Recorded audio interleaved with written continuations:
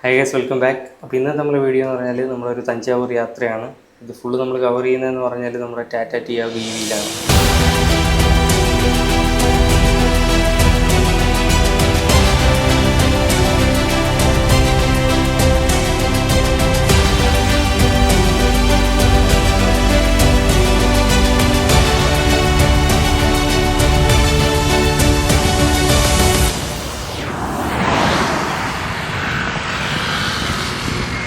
മധുരൈ വഴി തഞ്ചാവൂരാണ് നമ്മളിപ്പോൾ പ്ലാൻ ചെയ്തിരിക്കുന്നത്. സോ മെയിൻ ഹൈലൈറ്റ് എന്ന് പറയുന്നത് തന്നെ അതൊരു എക്സ്പെരിമെൻ്റ് ആണെന്നാണെങ്കിൽ നമുക്ക് പറയാമല്ലേ. നമ്മൾ ആദ്യമായിട്ടാണ് EVയിൽ ഇത്രയും ഒരു ലോങ് ഡിസ്റ്റൻസ് പ്ലാൻ ചെയ്യുന്നത്. നമ്മളെ വണ്ടിയുടെ ഡീറ്റെയിൽസ് പറയുവാണെങ്കിൽ നമ്മുടെ ലോങ് റേഞ്ചാണ്. കമ്പനി അവകാശപ്പെടുന്ന 315 കിലോമീറ്റർ ആണെങ്കിൽ നമുക്കൊരു റഫ്ലി ഒരു 140-150 ഒക്കെ കിട്ടുള്ളൂ. അപ്പം നമ്മളിപ്പം തിരുനെൽവേലിയിൽ ഇപ്പോൾ കറൻ്റ്ലി പറയുകയാണെങ്കിൽ Regency by GRT hotels, so അവരുടെ ഹോട്ടൽ ആ ഒരു പ്രോപ്പർട്ടിയിലാണ് ഈ ഒരു ചാർജിങ് സ്റ്റേഷൻ ഫിക്സ് ചെയ്തിരിക്കുന്നത്. വീട്ടിൽ നിന്ന് 100% വണ്ടി എടുത്ത് ഇവിടെ എത്തിയപ്പം കറക്റ്റ് നമ്മൾ കവർ ചെയ്ത കിലോമീറ്റർ 152 ആണ് കവർ ചെയ്തത്. 152 കവർ ചെയ്തപ്പോൾ ഒരു 9% ആയി. പിന്നെ നമ്മൾ റിവേഴ്സ് ചെയ്തൊക്കെ ഇട്ടപ്പോഴത്തേക്ക് ഒരു 8% ആയി, ലിം മോഡ് ഓണായി. അപ്പോൾ അതാണ് നമ്മുടെ എക്സ്പീരിയൻസ്. അപ്പോൾ ഇനി അടുത്ത് നമ്മളിവിടെ നിന്ന് ഫുൾ ചാർജ് ചെയ്ത് ഇറങ്ങിക്കഴിഞ്ഞാൽ നേരെ അടുത്തുള്ളത് മധുരയ്ക്ക് എത്തുന്നതിന് മുമ്പ് ഒരു ചാർജിങ് സ്റ്റേഷനുണ്ട്, അതും സിയോണിൻ്റെ ആണ്. അപ്പോൾ അവിടെയാണ് അടുത്ത ഡെസ്റ്റിനേഷനായിട്ട് നമ്മൾ പ്ലാൻ ചെയ്യുന്നത്. ഇനി നമുക്ക് നേരെ അവിടെ പോയിട്ട് എന്താണ് അവിടുത്തെ പരിപാടി എന്ന് നോക്കാം.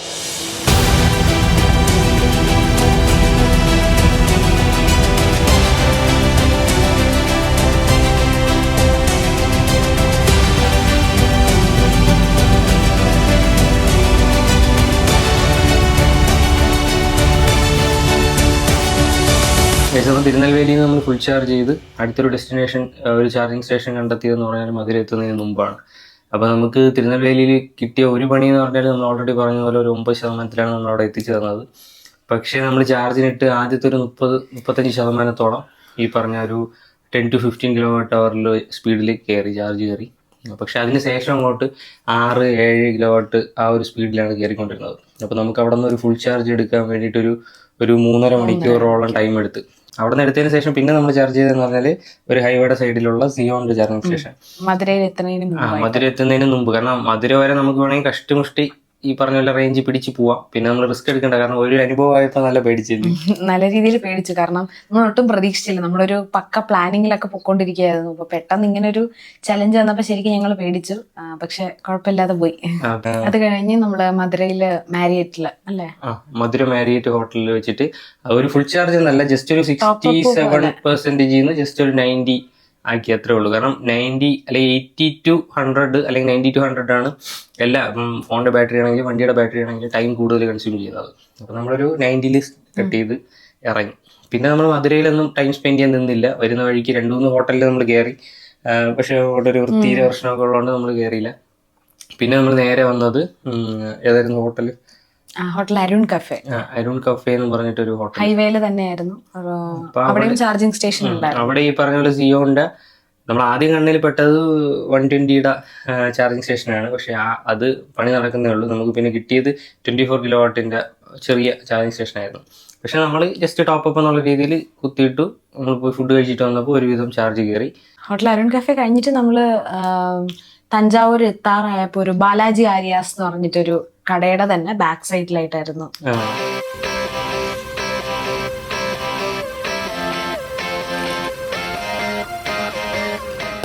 അപ്പോൾ ഓൾമോസ്റ്റ് നമ്മൾ തഞ്ചാവൂരെത്തി. അപ്പം തഞ്ചാവൂരിന് ഒരു 32 കിലോമീറ്ററാണുള്ളത്. അപ്പോൾ അതിന് മുമ്പ് സിയോന്റെ ഒരു ചാർജിങ് സ്റ്റേഷനിൽ ഫുൾ ചാർജ് ചെയ്തിട്ട് പോകാമെന്ന് വെച്ചു. ഇതാണ് ഇവിടുത്തെ അവസ്ഥ. പണി നടക്കുന്നേ ഉള്ളൂ.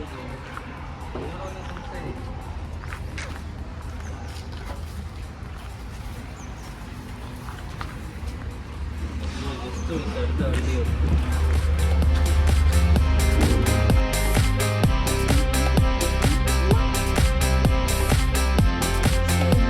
അവിടെ ഇതായിരുന്നു 90% ആക്കിയിട്ട് അവിടെ നേരെ വന്ന് റൂമിൽ ചെക്ക് ഇൻ ചെയ്തു. നമ്മൾ റൂം എടുത്തിരിക്കുന്നത് ഹോട്ടൽ ഗ്രാൻഡ് സുധൻ എന്ന് പറഞ്ഞിട്ട് തഞ്ചാവൂർ തന്നെയാണ്. മെയിൻ റോഡ് സൈഡ് തന്നെയാണ്. നല്ല ഫെസിലിറ്റീസും കാര്യങ്ങളും ആണ്. നല്ലൊരു അത്യാവശ്യം പ്രീമിയം ആയിട്ടുള്ള ഡീസൻറ്റ് പാക്കേജ് ആയിരുന്നു അവരുടേത്. നല്ല റൂമിങ്, നമുക്ക് റൂം സർവീസസ് ഒക്കെ അവർ നല്ല രീതിയിലാണ് പ്രൊവൈഡ് ചെയ്തിരിക്കുന്നത്.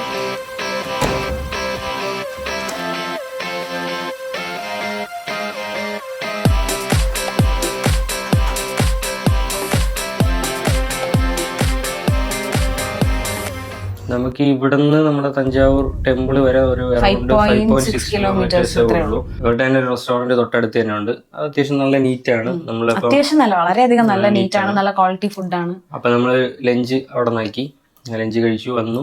ജസ്റ്റ് ഒരു, കാരണം നമ്മൾ വീട്ടിൽ നിന്ന് വണ്ടി എടുത്തിട്ട് ഈ ചാർജിങ് സ്റ്റേഷനിൽ വണ്ടിയിൽ കിടന്ന് ഉറങ്ങിയതല്ലാണ്ട് നമ്മൾ പ്രോപ്പർ റെസ്റ്റും കാര്യങ്ങളൊന്നും എടുത്തിട്ടില്ല. അപ്പം EVയിൽ വേറൊരു അഡ്വാൻറ്റേജ് അതാണ്, നമുക്ക് ഈ പറഞ്ഞ ചാർജ് ചെയ്യുന്ന സമയത്തെല്ലാം നമുക്കൊരു റെസ്റ്റ് എടുക്കാൻ പറ്റുന്ന ഒരു ടൈം കിട്ടും. അപ്പം അത് കഴിഞ്ഞിട്ട് ഈ പറഞ്ഞ പോലെ ഈവനിങ് കണക്കാക്കിയാണ് നമ്മൾ തഞ്ചാവൂർ ടെമ്പിളിലോട്ട് പോയത്.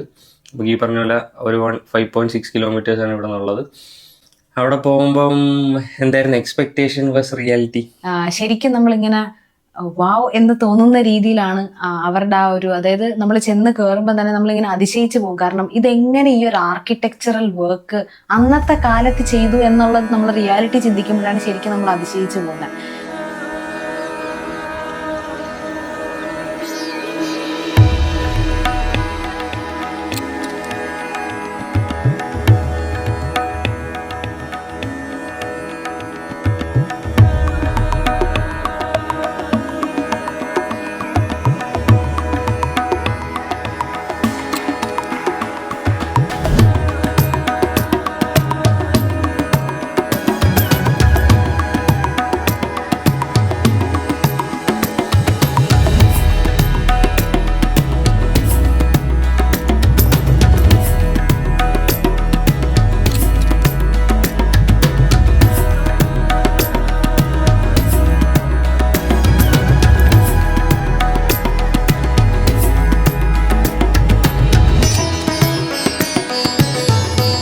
ശരിക്കും പറഞ്ഞാൽ ഈ ഒരു ടെമ്പിളിനെ പറ്റിയൊന്നും എനിക്ക് വലിയ പിടുത്തമില്ലായിരുന്നു. മെയിൻലി ഇത് കൂടുതൽ ആൾക്കാരിലേക്ക് റീച്ച് ആയത് ഈ പറഞ്ഞ പൊന്നിയിൻ സെൽവൻ ഫിലിം ഇറങ്ങിയതിന് ശേഷമാണ്.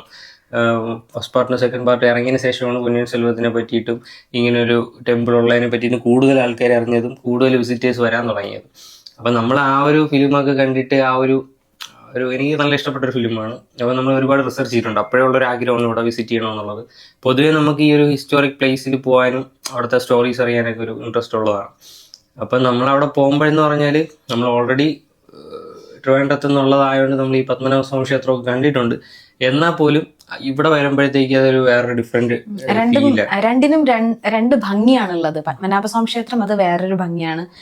പെരിയകോവിൽ വന്നിട്ട് അത് എൻറ്റയർലി വേറൊരു ഡിഫറെന്റ് വൈബാണ്, അല്ലെങ്കിൽ അതിന് വേറെ തന്നെ ഒരു പ്രത്യേക ഭംഗിയാണ്. 11th സെഞ്ചുറിയിൽ പൊന്നിയിൻ സെൽവം, അതായത് രാജരാജ ചോഴൻ ഒന്നാമൻ പണികഴിപ്പിച്ച ഒരു അമ്പലമാണ്, ഒരു ശിവക്ഷേത്രമാണ് ഈ ഒരു അമ്പലം എന്ന് പറയുന്നത്. അപ്പോൾ നിങ്ങൾ ചിന്തിക്കുക, 11th സെഞ്ചുറി എന്ന് പറയുമ്പോഴത്തേക്ക് 1010 എന്ന് പറയുന്ന ആ ഒരു ഇയറാണ്, ഒരു ടൈം പീരീഡ് എന്ന് പറയുന്നത്. അപ്പം ആ ഒരു സമയത്ത് പണി കഴിപ്പിച്ചതാണ്. ഇപ്പോൾ എത്ര വർഷം കഴിഞ്ഞിട്ട് ഇപ്പോഴും അവിടുത്തെ ആ ഒരു കല്ലിനോ കാര്യങ്ങൾക്കോ ഒന്നും ഒരു കുഴപ്പവും ഇല്ലാതെ, കാരണം അന്ന് സിമൻറ്റോ കാര്യങ്ങളോ ഒന്നുമില്ല, എല്ലാം നമ്മൾ ഈ ഓരോ കട്ടകൾ അടുക്കി ഓരോ ബിൽഡിങ് ഉണ്ടാക്കുന്നത് പോലെ ഉണ്ടാക്കി വെച്ചിരിക്കുന്നതാണ്. ഒരു 2-3 നില ഹൈറ്റിനുള്ള തൂണുകൾ പോലും ഒറ്റ കല്ലിൽ ഉണ്ടാക്കിയിരിക്കുന്നതാണ്.